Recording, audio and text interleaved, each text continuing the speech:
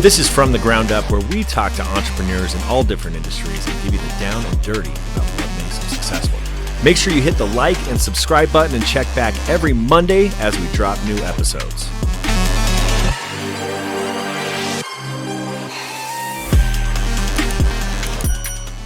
Okay. Hey, everybody. We are here today with Patty Arvielo. She is one of our biggest influences right now. She she co-founds and leads the nation's largest Latina-owned mortgage company, New American Funding. Check out what I brought today.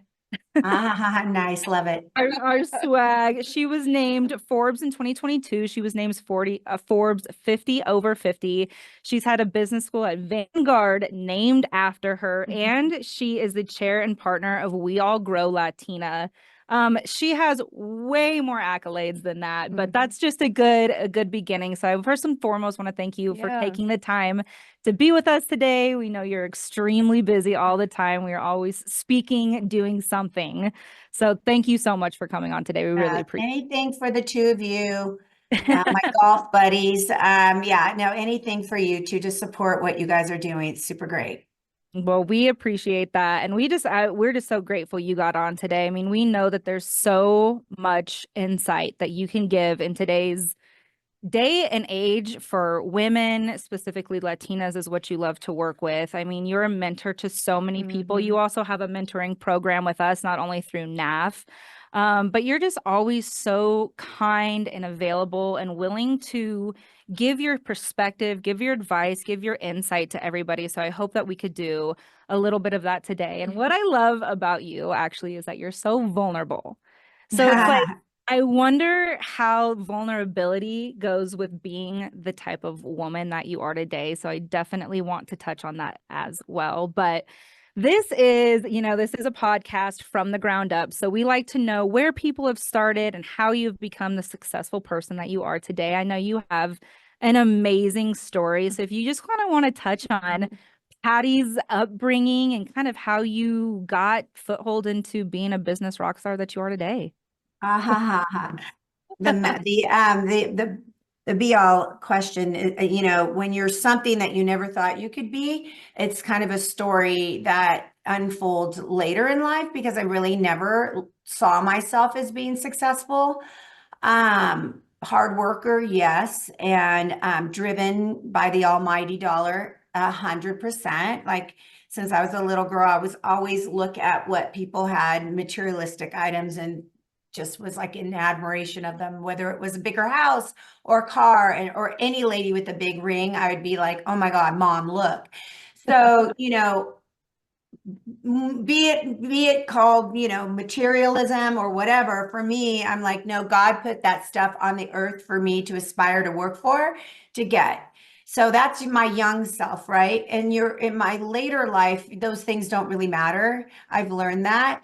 I was able to acquire all of that and many more, but it's not about materialistic items. It's more or less an ability to be able to take care of others.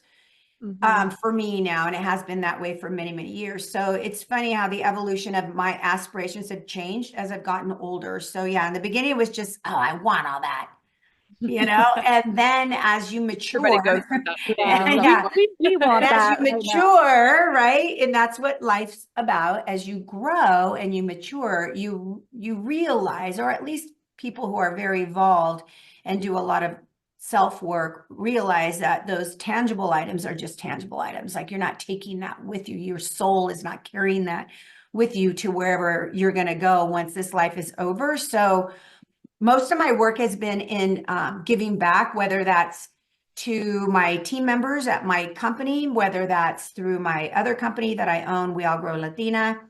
But mainly a lot of the work that I do is focused towards students, minority students in America that are like killing it. They're at Harvard. I sit on the board of Harvard.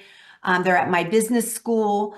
And, I really just want to give them that face that they can do it, because you have to see it to be it, no matter what you're trying to do, right? You have to see somebody, even if you like take it down to the nitty gritty, you're an alcoholic, you're a drug addict, which it's a crisis in our country. I think what's so important is that they see others that have overcome addiction, have overcome alcoholism. So I'm really big in mentorship around mental health issues, business, life. So I try to be that for a lot of people.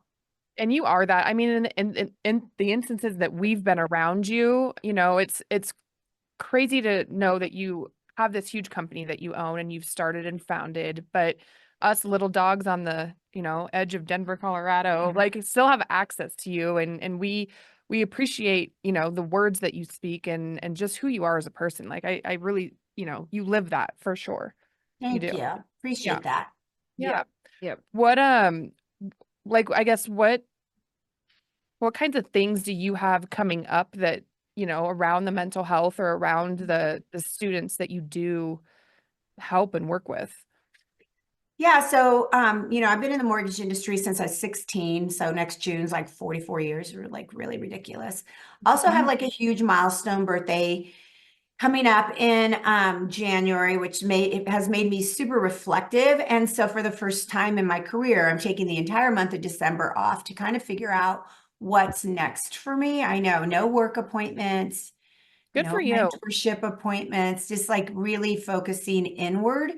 And, you know, I think that with students and with people, I hear a lot of people come to me with their problems, right? We all have problems. You know, but really, I think the fundamental difference between me and others that have problems is that I just never will give in to the problem. Like I'm always trying to find a solution, and I will fight for the hardest problem there is, right? Whether that's beating cancer, whether that's beating a mental disorder, whatever it is, I'm not in it to lose. I'm in it to win it. So I teach people that because I think there's just a big pace around mental health, especially in driven people, right? I mean, our brains function a certain way. So you let a lot of we're always in our heads. And so I'm just going to sit with my thoughts, figure out what's next, realize, you know, for the first time, Rick and I realized a couple months ago that our company pretty much runs with the people we put in place. And that to me is like a big win.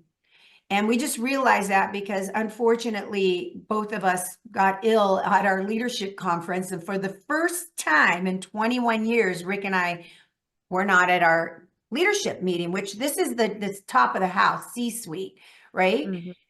And what was good about us being sick that week was that was the first time we looked at each other and we're like, they've got this, they've got it. Like that's what you set out when you build a company, is you set out to bring in exceptional people so that we're leaders, we're not managers, right? And that's really something that I've been reflective upon. So yeah, December is my time to work on my mental health, to figure out what's next for me.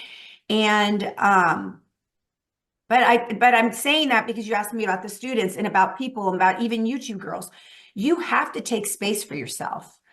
Yeah. You've got to take space for yourself and time, especially if we're working moms and trying to raise family and trying to be all that.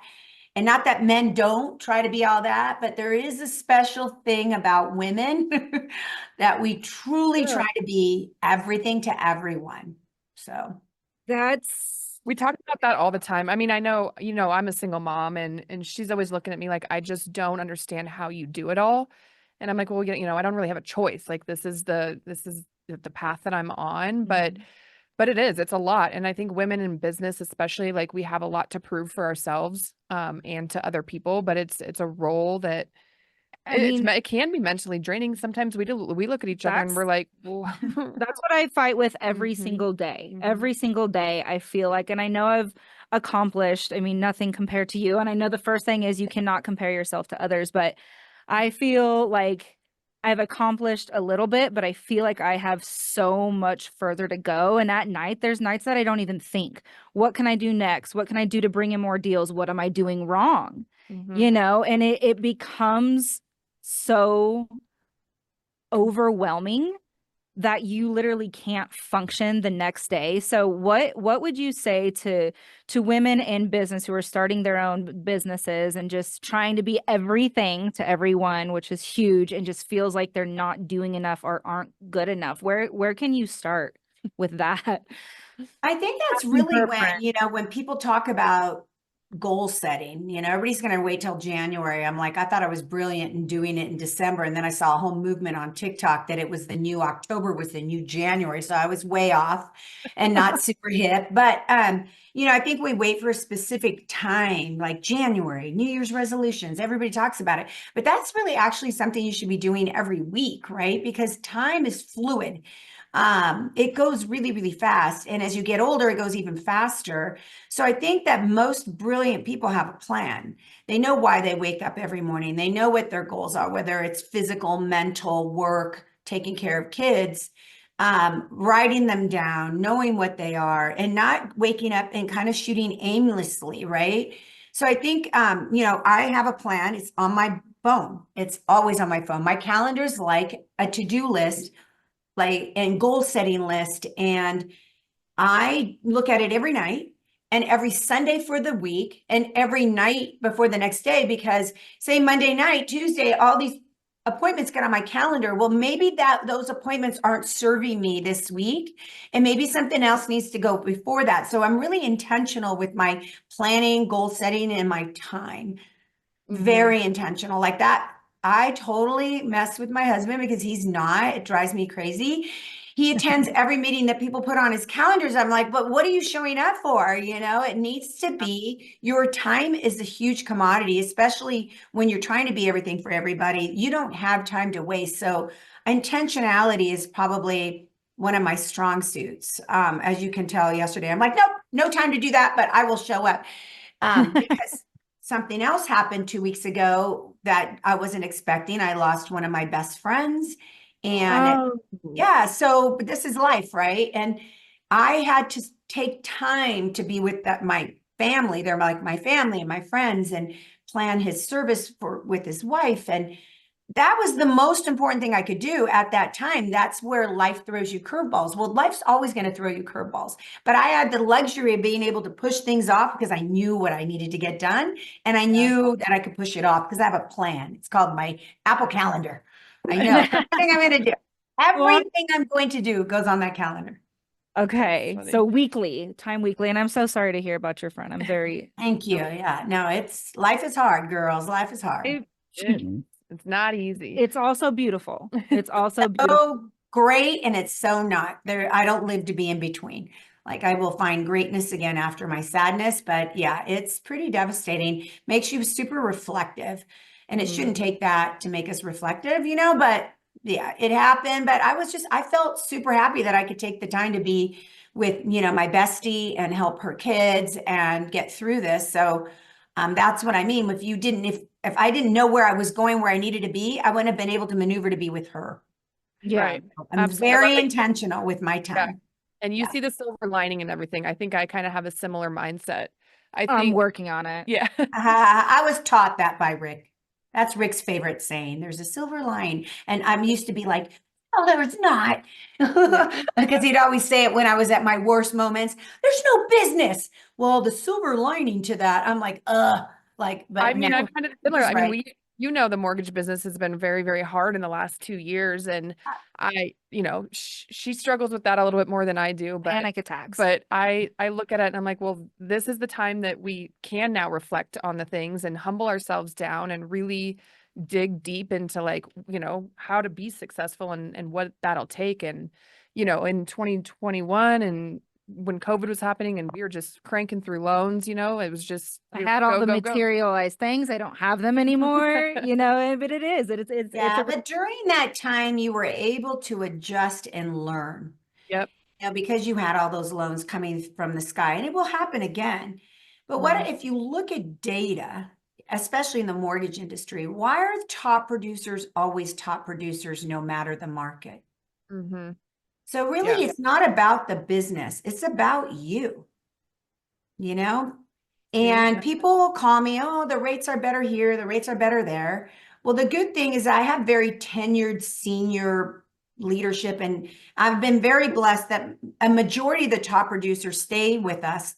So I'm able to look at them as role models, but as data too. Why is the list always the same? So if I were in anybody's shoes trying to figure out where I needed to be, I definitely would reach out and figure out what they're doing mentally and why is it that they're able in any market to be the top of their game. Because there's your role models, right? Sometimes we can't figure out and we can't see it. But yeah, the mortgage business is not for the faint of heart. And it's good that you can vent because sometimes you just need to vent.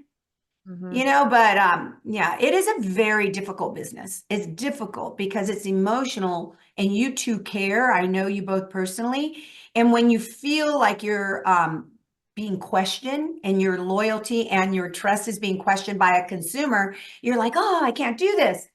But you're selling more than rate. You're selling you know, and that you're at the top of your game. You know what you're gonna do with their deal, and they're gonna close and they're gonna get that house that 10 other people are trying to get. So yeah, do know mortgage that. business is not easy. Not easy. We were in President's Club the last 2 years, you know, Mhm. as top producers. And Patty, we are not making it this year. We're not. We're missing it by like 10 million, you know, unless we have a $10 million December, which would be absolutely amazing. But what is a piece of advice that you could give to us that what we would reflect on? Because we do meet often and be like, what are we doing? And we just keep hitting a wall. Mhm. Yeah. Well, you're in one of the most difficult markets in the United States of America. That's one thing, Denver, right? There's a housing shortage. There's a ton of lenders. And, you know, it's like being in Southern California. It's very difficult. There's certain markets. So it's your market. And, you know, what was your proportionate share when you did make it? What was the available market share that year compared to this year? Maybe you did just as well this year as last year, but there was less of a market to have. So the other things I would do is expand nationally. What I've seen a lot of the top producers do, they're just not licensed in one state. So now they're licensed in many states and they're able to tap into NAF Leads program to supplement. You know, you've got to think beyond where you are and who your market is. And you've got, if your volume is 10 million short, then go find 10 million somewhere else. Yeah. Yeah, and we are licensed Yeah. in 38 states because, I mean, why not? But we Yeah. do have to call on that. And we're not going to make it about us. I just needed you to make Actually, what about you is teaching others the same question they're asking themselves. So it's a very common question. So, but yeah, it's really kind of digging into the data, knowing what your market share is. But you're in one of the most difficult markets in the country. Yeah. Now that you have, you know, you have New American Funding set up how you want it and you have the leadership in place that you've worked hard to build, I know you and Rick will never really step out, but are you going to step out a little bit to go do the other things and pursue the other things that you have in your plan? No and no, because Rick's role is the visionary. So what a visionary does, they set the expectations, right? And the vision for the company. And the great thing is everybody's on that path marching the same way. And he has this exceptional gift of vision. For me, I honestly just fell in the place of being the heart of NAF. So I'm the sales leader and, you know, it's what I've been doing. So fun, you know, my day-to-day is not really filled with paperwork and helping people with their loans anymore, but more or less helping people see the vision that Rick is building and also see the vision for themselves. So I still do quite a bit of recruiting and leadership. You know, I was just in Orlando a couple of weeks ago speaking at a NAF event that had over 1,000 agents. So I come in market. So I'm still doing the same role.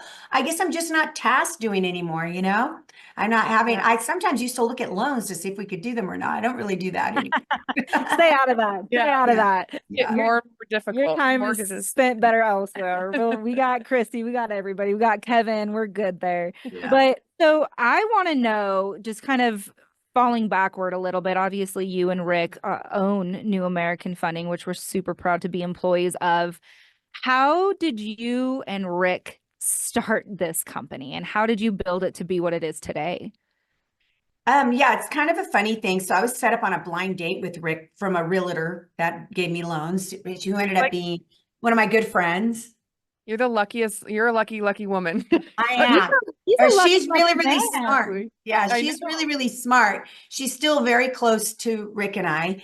And yeah, I was, getting a divorce.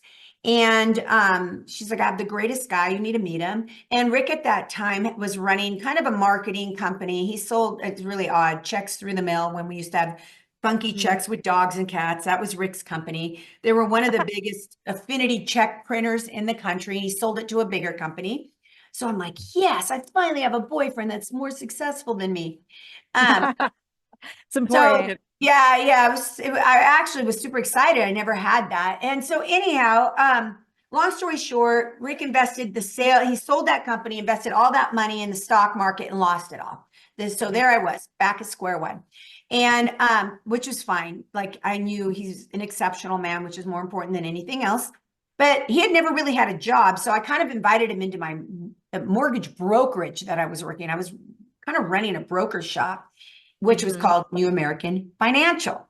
And I was running it for a bunch of guys I had met in a bar along a few years before that, and who have gone on to be quite successful. They're all out of mortgage, but they all run really successful companies. So I brought my then boyfriend in to kind of check it out. And immediately, the visionary he is was like looking at what we were doing, seeing the margins that were available. And so he jumped right in. He's like, this is a great business. So we were boyfriend and girlfriend. And I kind of let him take the lead as a former entrepreneur. Remember, I was getting paid a salary to process loans, and I wasn't really running my own company. So really, Rick taught me how to be an entrepreneur. And so long story short, the founders decided they didn't want it. We're like, okay, we'll take it over. We'll buy you out. So Rick and I bought them out. And Rick pretty much told me that if we don't get out of being a broker and become a banker, we would never build generational wealth for our family. So I took his lead, and he's really smart because you can't hire someone like me that had been in all aspects of the mortgage business. He wouldn't even have known anybody. So he bet on me and my knowledge and my Rolodex and my network. And we just started to build one person at a time. So, there's a call center employed today that Chris Thompson that I hired as a little kid, to be one of our first call center agents. So, it's all organic. It was all Mr. Hit. We need this, we executed. We need this, we executed. We're like, we need to become a mortgage banker. We had no idea what we were doing. So we sought out a consultant, right? So that's what I mean. Goal setting intentionality is so important. We knew what we needed. We're looking at each other. I'm like, I don't know how to do that. And he's like, I don't know how to do that. So you seek others that do. And oftentimes consultants are really valuable in building businesses because they know you just pay them, they help you, then you get it. So it was just, See, one thing at a time. One step at a Stepping time. stones. And how many employees does NAF have currently? I think we're close to 5,000 again. This year was one of our biggest growth years we've had. Last year, this year, 2020. Yeah, And so can you light a little bit on the Forbes 50 over 50 and what that was actually a funny story. I had no idea. First off, it was the second year they had released Forbes 50 over 50. Their famous list is Forbes 30 over 30 and 40 under 40, right?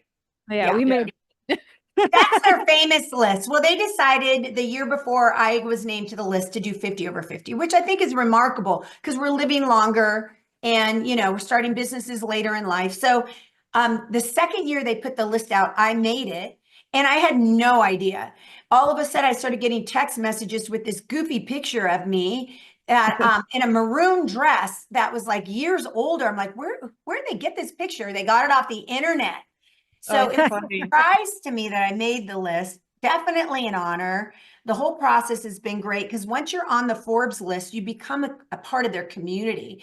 So the first year I was invited to go to Abu Dhabi where they were having the Forbes 50 over 50, and we invited all the younger 30 under 30 over 30s, 40 under 40, whatever list. So a lot of the attendees were other younger females looking for mentorship. So, I walked away 2 years ago with several relationships of younger women, and it's been great. So it's a really great community to be a part of, but I didn't apply for it. I didn't even know I won until people started texting me this picture and that they saw it on Instagram. That's amazing. What a And- good group to just naturally fall and be a part of. Massive Yeah. group. And what made you win? What was it that you've done? Just all the success that you've had throughout the years? Was there a specific title that they gave you or awarded you with? Or No, I got 50 over 50 in finance. Mm, oh, heck yeah, girl. That's amazing. That's Yeah. amazing. awesome. Well, tell us a little bit about being the chair and partner of We All Grow Latina. Yeah, so I'd always admired this community on Instagram. I'm not on Facebook, not very little on TikTok, but I scroll through Instagram and I follow influencers, and I started following them years before, and they had these events, these summits, and I wanted to get a ticket, and they sold out. And so I had another Latina friend who knew the founder, Ana Flores, and so she's like, I'll call her. So that's when the relationship began with We All Grow. During the pandemic, I was scrolling through Instagram and I saw her very teary-eyed, basically telling the community, which is around 29,000 signed up amigas, and we have over 300,000 followers just on Instagram. And I don't know how many we have on other platforms, but our reach in our community is very large. And she was basically saying because of the summit and because of COVID, she didn't have enough money to run the platform any longer. So I Instagram messaged her, call me tomorrow. And I said, why don't I buy the company? Because I just loved the whole community. Well, little did I know, I don't really know how to run a media company, FYI. So, and then I thought to myself, I don't really want to take ownership from other women. I want to enhance their ownership and or their opportunity. So a few months later, I said, you know what? I don't want to buy 100%.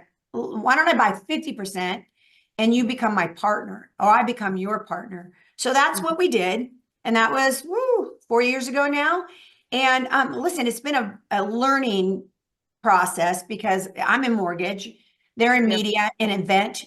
They throw events, they make money. We have to ask sponsors to sponsor. It's like a whole different thing. But the good thing is I'm learning and I know the value of the community. So it's been great. It's been great. But it's actually, I've done less for them. They've done more for me and teaching me really about social media, about engagement. I didn't know really any of that, So yeah, it's been a good learning experience. I hope that we can build it larger and make more money as we should, but we're still in the building phase. So the goal of the group is just to support other Latina women in business and helping them succeed with their ventures and what they're going through. That's Yeah, largely our community is built around Latina entrepreneurs, founders, Latina corporate employees that are trying to climb the ladder. Yeah, so that's kind of our target. And is it all online or do you do in-person seminars at places? In Florida, yeah. Just Florida? Yeah, so post-COVID, absolutely, we went back in person. Yeah, we just did a big Capital One event in LA. It was exceptional. It was sold out. Our events sell out every single time. And we also do an online community called Elevate that you can pay to be a part of. I'm part of it. You can ask me questions on our platform. We have events where we bring in like Cassandra. She's the founder of Kitsch. Kitsch is that product, has the hair ties and Yes. she's a Latina as well. She's amazing. She spoke at on our community last month. So we bring in speakers and inspiration for Latinas because we don't really have business role models. The Black community has quite a few role models, and we're almost 2 times the size of the population. But if you think about Latina role models, we get J-Lo, Eva Longoria. Like we don't have any business role models. Yeah. So the media doesn't really cover us in that way. So that's why this community is so important. That's amazing. Well, you're a role model. Thank you. Thank you. Yes, Thank you. absolutely. And not to touch though, everything that you've talked about, right? NAF, everything that you do, you also are such a family-oriented person. Every time, I don't stalk your Instagram, but I do. And every time you're on there, you're posting, you're like, your mom just had a birthday and your father and your grandchildren and your kids. And you're so incredibly involved and present and loving. How do you, I know you said that your calendar is your life, but I know that they're your number one priority. How do you manage all of that? They'll be I good. never miss. I live in Las Vegas. The majority of my family lives in Southern California, and I don't go more than 10 days without flying there and being with them. I'm really, really close to my family and my kids. I have one kid in New York who I honestly see almost every month. We're just a really close family, and we make sure we're there for each other. I have a 15-year age gap between the two oldest and the youngest. And so, I've been, it's different type of mothering. And then my middle daughter has two kids. So now I'm a grandma. I don't know, for me, that's the most important thing I have. It's, like I said, materialistic things aren't what's important. It's your family and your friends that you make your family that'll be there, till the end. So I really kind of focus on that. And I wouldn't say that I haven't been caught up on focusing on other things. Like when I was younger, oh my God, everybody had to like me. People would come to NAF and quit, and I'd be like so upset and take it so personally. And, it took a lot to grow up and realize it wasn't just about me, and not everybody's going to like me. And I'm okay with that. So even family's not easy. I'm not looking to be like everything's kumbaya at the Arvielo house. It's not, yeah, no, it's not. Like we have our things, we all have our things, and it doesn't matter whether you're successful or you're not. Family dynamics can be super complicated. And, I have this message that I've told all my kids: we will not bring anything into this house that will disrupt our family bond. Nothing. So I think we do a really good job. And my kids are so different. There is not even one common trait, except for they're all really cute. That's pretty much it. They're so not alike. They're so beautiful, each uniquely. I don't know. I don't see any common traits between the three of them at all, but they're so unique, and they're beautiful souls, and they would do anything for others. And that's one common trait I do see. They're all three very generous with their friendship and their time. Love that. Yeah. Because they see it from you guys. I hope that's one thing I could teach them, but yeah, they're pretty great. Chance you guys are going to be in Cabo over New Year's? No, we're actually, for the first time, going to stay in our Montana house. So I love go to Montana for like a week and leave. And we're officially empty nesters now. Dominic went to college October 7th. So Rick and I are going to live the Montana lifestyle for like a month. So, Yellowstone just came back on the other day. It did. Oh yeah, it did come back. It did. You have time to watch TV, Patty? I do. I love to binge watch TV at night. That's how You gotta watch Yellowstone. You have to watch Yellowstone. But I mean, if you need somebody to watch over your house in Cabo, we're gonna be there for a couple days. If you need a couple house sitters. Yeah, of course. You can go. Yeah, it's like we went underground right now, and that's all there is right now. It's going vertical in a couple of months. Yeah. When is it going to be done? It'll be done October next year. Oh, okay, that's not bad. Yeah. No, they build fast in Mexico. Yeah, they have good weather. I have to ask, being in business since you were at a young age with your boyfriend and of course now husband, did you have to find a dynamic of how you guys work where you don't rip each other's heads off? Like honestly, how did that work? Because we're practically married. I mean, we're not, we practically are. And it's just like, we're with each other all the time in work and outside of work. So what have you found that worked for the both of you, and how you've made NAF so successful that way? Yeah, I don't think it was intentional. It wasn't on purpose. I'm really good at what Rick's not good at, and he's really good at what I'm not good at. So we kind of were lucky. Maybe Mary, who set us up, is the real brilliant one. We very rarely cross paths in business. We do have some decisions we make together about the future of our company and about certain things. But honestly, Rick makes almost 100% of all financial decisions at NAF. I make most decisions on the people aspect of NAF. So yeah, it's just natural. Like Rick is a great leader, and he's like loves people, but he's not the one that's going to go, network. And it's just not his thing. So that's all. It just was kind of not on purpose. And then I really respect him, and he really respects me. And, Mhm. you know, you can love each other and like each other, but you know, that can change in a moment, at least for a moment sometimes. But the respect part never leaves us.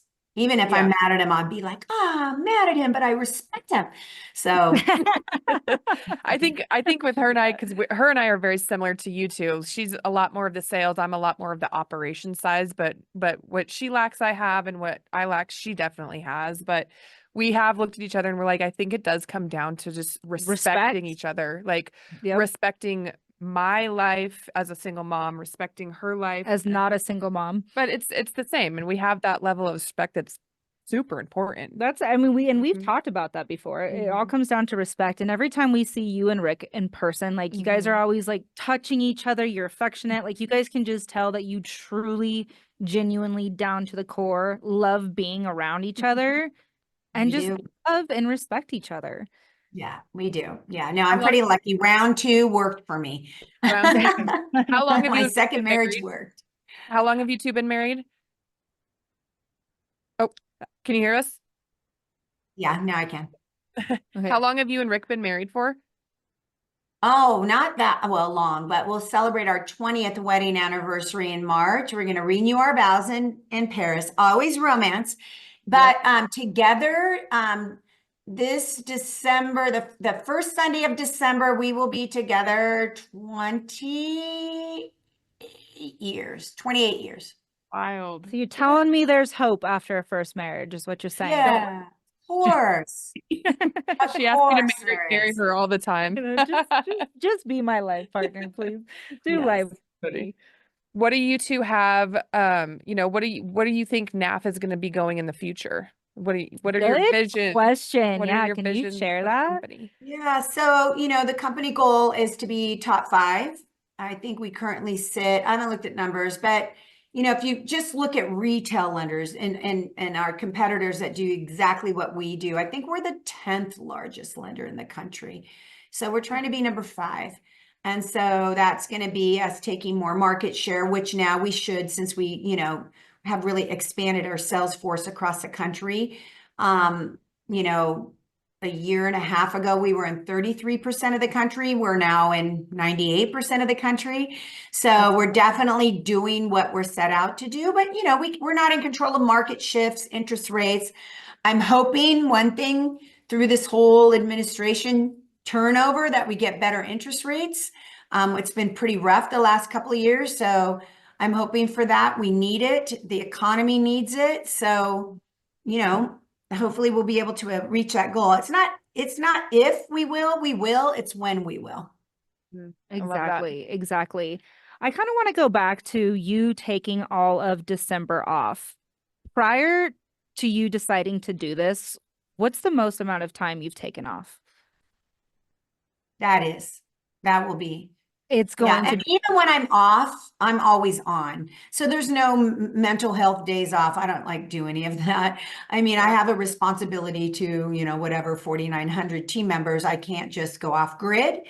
I could do it more now than I used to be able to do it because I have exceptional president and an exceptional team, So I'm doing it for them. Like, a leader's not a leader if you don't know where you're going. And right now I kind of feel like I don't know where I'm going. So I have to figure out what's next for me. And I want everybody to know what's next for me. Yeah, so that's it. I'm doing it for me. And no, I've never done it this long. Never done it this long. Is But Rick it doing takes it as that well? long. Huh? Is Rick doing it as well? No, No. no. What are you planning on doing in that 30 days, 31 days? Learning how to meditate. Okay. oof. I That's a feel good like I know how to do it, but then I'm like, my to-do list comes out while I'm meditating, like, oh my God, I forgot to call that person. Oh my God, I did that. So learning to meditate, doing more for my physical self as well. So doing more yoga. And then honestly, just every day I'm just gonna show up to my desk and to figure out what's next, Okay. instead of going on Zoom calls and, and doing for others. I'm just every day going to be searching what's my passion, what's my purpose. I just recently joined, yesterday, I accepted an advisory position on one of the largest nonprofits in the country doing work towards eating disorder recovery. Oh, So yeah. I did that. yeah, I joined a Nevada women's nonprofit that a bunch of Nevada women have come together years ago, and they created this nonprofit where other nonprofits pitch to receive grants, because I really love grassroots nonprofits. And so I'm doing a lot of reshifting my philanthropic efforts. So that's one part. And then as far as the NAF, my New American part is, really kind of diving in. Our culture's really phenomenal, but just kind of diving into where I'm needed the most. I'm going to try to work on doing a little bit more of a women leadership type approach at NAF, and not necessarily me being the leader, really just having this constant coaching going on. So Christine, I've interviewed a few people. So, that just what's my vision look like. So that's what I'm going to sit and work on every day. Love that. I That's can't good. wait for January to come around and we start, seeing it all come into fruition for you. Oh, thank you. Thank you. Yeah. So what advice do you have to young entrepreneurs out there, just kind of going through the cycle, going through the rounds, trying to stay mentally well put and well versed? What's the top thing that you could say to just help them stick with it and keep doing what they're doing? Well, in the beginning, there'd be many more bad days versus good days until the business is kind of taken off, right?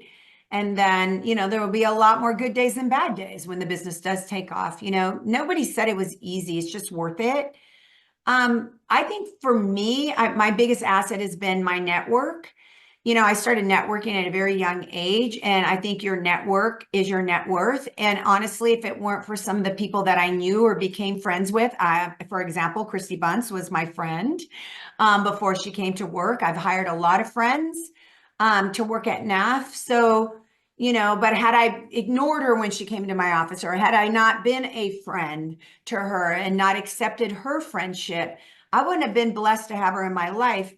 So, I just, like I said, buried one of my best friends, and he was probably one of the best realtors that I've ever met in my whole life. Right. Mm-hmm. And I think about what he did differently. And he was like the #1 real estate agent in like Newport Beach, Corona Del Mar, which is one of the highest net worth areas in this country. But I look back, and the funny thing is, we're friends. I never gave him a deal. He never gave me a deal. We didn't do business together. We were neighbors. He did not give New American Funding loans. We were friends. And, I was thinking about his legacy and how I could teach people about him. What he did differently is he didn't treat clients like clients. He made them his friends. Yeah. Mm-hmm. And he nurtured relationships with people. And, oftentimes some people will be deserving of your friendship, and maybe some aren't. But more than not, his clients became his friends. And so, if you look at business, doing loans, selling real estate, if you look at consumers as just a transaction and not a friend, more often than none, you won't build that network that you need to succeed. So he's just a great friend to many different people, to all of his clients. They're like, oh yeah, he sold me a home. We became friends. He sold me a home. Who does that? But it takes time and it takes nurturing. And so for me, that's what set him apart. That, and he had the admiration of all his competitors, which I feel like Rick and I do too. I very rarely hear our competitors saying nasty things about Rick and I, but that isn't just happen. I remember when we started to build NAF, and I would hear recruiters say bad things about me and Rick and I, so that they would go work for them and not us. And I told Rick, that's going to happen because we're all competitive, but I hope at the end of the day, they say that we're good people, but maybe we don't have good rates, but we don't have this, but that, right? But I think because we were so clear on that was the goal, that we wanted the industry to respect us and like us, because I think we're pretty good people. I really feel like the industry does see us that way. I really rarely ever hear anybody say anything negative about my husband and I in this business, which is a dog eat dog business. So I'm like, we won. We're not the biggest, we're not maybe the best, but we're very well liked and very well respected, and not a lot of people can say that. So that's probably what we hold at the highest level. I love That's that. so true. So it really boils down to what I'm getting from you is working hard, getting to know people, making friends with them from a true, genuine standpoint. Grinding it out, but also finding time for mental health as well. Yeah. Lot. I mean, Balance. if you're not happy at home, you're not happy at work. Yep. That's so true. If you're It's- not happy at work, sometimes you're not happy at home. So you really Right. have to find that balance. And I think that that's what's so important when it comes down to New American Funding is what you guys, like you said, we might not have the best rates, but I can tell you that we do have the best culture. Yeah. We do. And that's a complete rundown from you and Rick and Thank all of the management and Christy and Milty. You know, we love I our know our Milt. Yeah, Milt is family. Milt was my first outside branch hire, and his loyalty is, on the good days and the bad days is what I hold at the highest level. Like I never look at his numbers. I don't need to. Yeah. No, absolutely. I mean, we I'm call like, I don't need to look at his numbers. Yeah. Sarah talked to him on a Sunday. You know, we'll talk to him at 10 o'clock at night. Poor fella. But like you do have people who work so hard for you and love you Yes. guys because they respect you. Yeah. And No, so, he's great. from where you've come, Patty, I know we didn't really talk about where we come, and I know you have to go here soon, but you didn't come from you didn't really come from money, right? And but you've always had an amazing family. Always had an amazing family that taught you morals, that taught you how to treat people. You're on our little baby podcast today. I know that you have better things to do, but you're doing this because you're nice and you're kind and you care. And you've worked so hard your entire life and you've overcome so much. And I know that you're in a different point of your life now, but like you said, you still have hardships. You're Patty Arvielo and you're taking a month off to get to know you and figure out the next chapter of your life. And I think that's a very beautiful thing is it's you let people know that it's all not, pansies and roses. Like you have to work hard. You have to work on your mental health. You have to work on your family. Mhm. So I think that's a really beautiful message that you're spreading everybody. So Thank you. Definitely an Thank you. inspiration. So, You- and you Thank know you. that. You know that. Thank you so much. No, I hope to be. I hope to be. It's a work in progress, right? It's a work in progress. well, and you're working on it. And so now I feel like am. It's when we stop working on stuff, right? It doesn't work anymore. Everything great takes work every day. Being a great wife takes work, right? Being a good friend takes work. Being a good mom takes work. It So, does. I Okay. think- I have a question before we leave you. Mhm. Would you rather start your life over or skip the next 20 years? Oh, oh, Right? girl, what?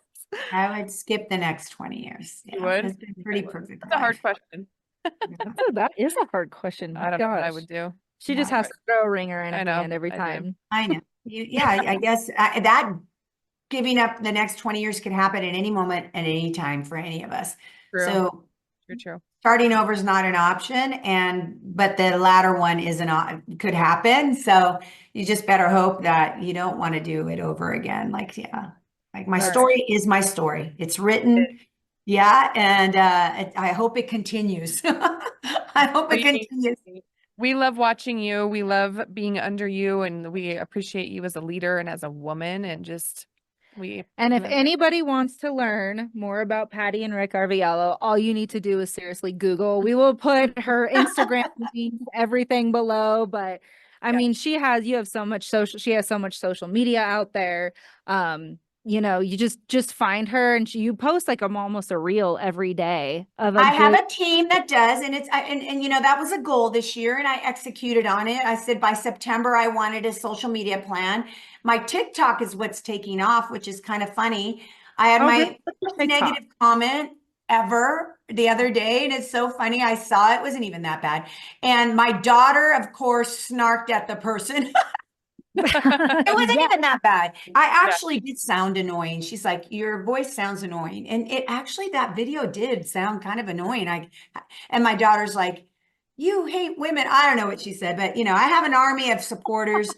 I do it because I know that in my story is so simple, it's not complex, that somebody will find a nugget and be like, oh my gosh, I thought that too, so but I did execute on that plan. And my Love engagement is up. You know, I'm doing it. I'm trying to get into that, but it is extremely difficult. I don't love being on the camera. Well, you're doing it today. You're doing it all the time. You look Yep. great doing it. What is your TikTok? They just started at end of October. Hold on, let me see. See if I can I find want to you. know how you get and how many followers do you have already? I don't know if it's a follower, it's my engagement that's going off. I just got the report yesterday. Oh, yeah, I have a funky name. Oh. Oh, we found you. Oh yeah, no, already. it's Patty Arvielo. Yeah, it's just your name. Yeah. I'm following you. We found you. I have a Everybody team that edits this and then posts for me, because that's where I was kind of lacking, is I was not posting and editing my content. It's a lot of work. Social media is a lot of work to keep up. So much lot- work. One loan is better than what it's costing me, right? So keep doing the loan stuff, girls. A lot more money in mortgages than in being an influencer. We got you, girl. We're trying. We're trying.